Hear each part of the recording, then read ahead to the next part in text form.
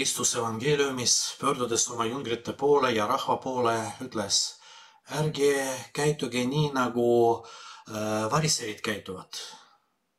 Ja nii edasi. Pöördub ka meie poole niisuguse lausega: ärge käituge halvasti, nii nagu mõned teised inimesed ka võib-olla võimalikud käituvad. Ja tekib niisugune küsimus, mis see tähendab? Mis see tähendab? Kas inimene käitub hästi? Aeg-ajalt on väga selge. Ja kui inimene näiteks varastab, see vaimulik mingi varastab või käitub ebamoraalselt, kohe näeme. Aga aeg-ajalt ma olen kindel, tekivad niisugused küsimused, kas seda, mida ta teeb, on õige või mitte. Teame, et saatan ka otseselt ei paku teha midagi kurja. Ta ei paku, et me varastaksime. Ta lihtsalt näitab meile, kui hea asi see on ja ise otsusta.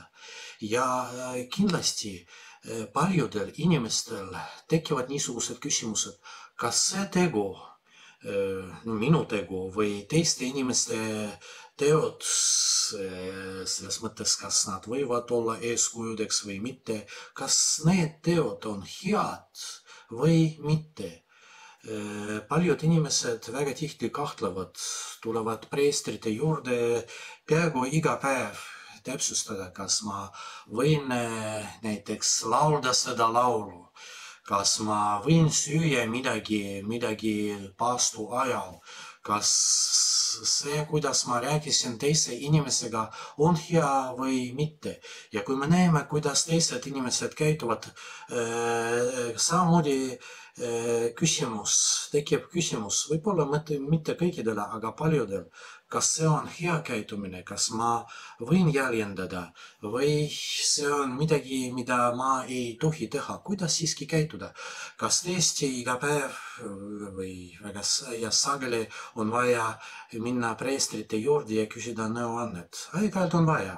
Kui tõesti midagi kordub kogu aeg, sama asi ja ma olen täiesti mures. Aga väga tihti lihtsalt hoolitseda selle eest, et mul oleks hea südametunnistus. Kui südametunnistus ütleb, et see on hea asi ja võib-olla ma pean seda tegema, kui ma tunnen, ma tean, et see on hea asi, pole mõtet kahelda sellest kogu aeg ja äkki kuskil seal, et ma tean, et see on hea asi, aga kui ma teen seda, äkki tuleb mingi kurjus sellest. Ei, kui südametunnistus ütleb mulle, et see on hea asi, siis ma pean kuulama, mida ütleb mulle südametunnistus, sest südametunnistus on Jumala hääl minu sees. Võib-olla südametunnistus valesti mõistab, mis on hea, mis on halb.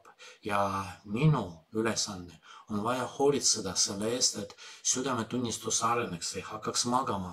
Ja just seepärast võib-olla igapäevased südametunnistuse katsumused on head ja kasulikud, kui ma eelkõige mõtlen, mida Jumal mulle annab ja ma tänan teda selle eest, aga teiseks pärast ma mõtlen, mida ma halvasti olen teinud, siis see aitab. Siis muidugi tulevad kriitilised olukorrad, siis ma pöördun preestrite poole, aga reegel niisugune, kui ma tõesti ei näe halba, kui südametunnistus ütleb mulle, et see on hea asi ja muuhulgas, kui teised inimesed, autoriteedid teevad seda hästi, oleks hea, et ma teeksin seda, jäljendaksin. Kui tuleb midagi halva, siis ma näen ja alati on võimalik parandada, pöörduda Jumala poole, aga siiski see ei ole hea asi, see on pigem haigus, kui ma väga kardan teha midagi head, sellepärast et ma kahtlen.